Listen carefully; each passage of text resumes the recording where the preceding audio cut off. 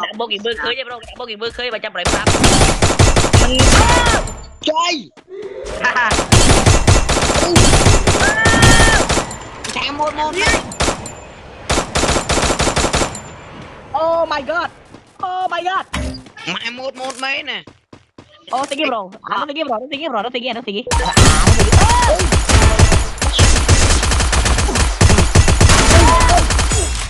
đuổi mai Wipeout. Good job. anh khó gì bơ anh ra một spider ai spider bơ này cháo muối chôm bông linh pi lắm mày cái mơ nè mơ con thằng bún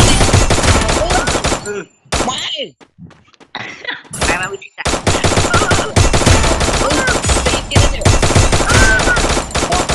chi bà ra không được anh chụp bữa này không Killing spree.